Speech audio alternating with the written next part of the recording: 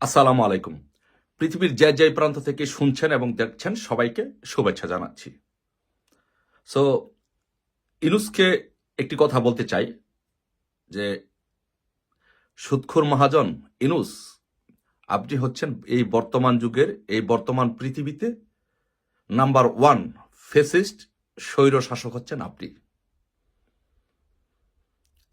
আপনি এই একটা বাংলাদেশকে, এত সুন্দর একটা দেশকে আপনি আজকে ধ্বংসের দ্বার প্রান্তে, একদম খাদের কিনারায় নিয়ে গেছেন আপনি। সো তাই আপনাকে বলবো, আপনি রিয়ালিটি মেনে নেন, রিয়ালিটি মেনে আপনি পদত্যাগ করুন, আপনি এই দেশ ছেড়ে চলে যান, কারণ আপনার দিন শেষ। আপনি রিয়ালিটি মেনে নেন। আপনার পায়ের নিচে কোনো মাটি নেই।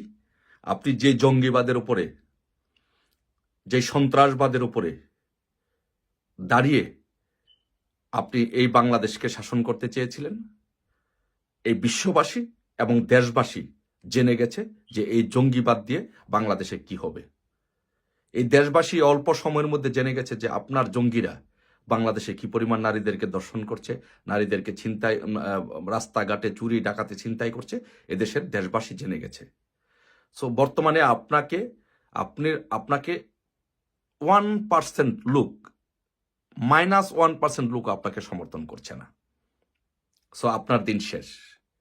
সো আপনি রিয়ালিটি মেনে নেন, রিয়ালিটি মানার চেষ্টা করেন। আপনি টিভি দেখেন, সংবাদ দেখেন, নিউজ পেপার দেখেন, দেখে আপনি দেখেন যে বাংলাদেশের সার্বিক চিত্র কি। আপনি কাউকে বাংলাদেশে কথা বলতে দিচ্ছেন না। গতকালকে আমরা দেখেছি যে একজন সাংবাদিক, সে হাসনাত এবং সার্জিসকে শুয়োর বলেছে। তারা হেলিকপ্টারে করে আসিয়ার জানাজায় গিয়েছে। এই জন্য ওই সাংবাদিক তাদেরকে বলেছে ওই শুয়োরগুলো গেলেই কি না গেলেই কি, কতক্ষণের মধ্যে তাদের চাকরি চলে গিয়েছে। সো আপনি কি বোঝেন যে আপনি কত বড় ফ্যাসিস্ট? আপনি এই দেশের সাংবাদিকদের বাক স্বাধীনতাকে আপনি কিভাবে হরণ করেছেন, বাক স্বাধীনতাকে কিভাবে আপনি গলা টিপে ধরেছেন, আপনি কি একবার চিন্তা করে দেখেছেন? কারণ আপনি চিন্তা করে দেখেননি, কারণ আপনার সেই দেখার সময় আপনার নেই। এই দেশ নিয়ে আপনার কোনো ভাবনা, কোনো চিন্তা, কোনো কিছু নেই। আপনি শুধু সারাদিন বসে বসে ইন্টারন্যাশনালি যোগাযোগ করছেন কিভাবে আপনি বাংলাদেশ থেকে কর ফাঁকি দিয়ে বিভিন্নভাবে দুর্নীতির মাধ্যমে টাকা পাচার করে বিভিন্ন দেশে গিয়ে আপনি সামাজিক সুদের ব্যবসা করতে পারবেন। এটা হচ্ছে আপনার চিন্তা ভাবনা।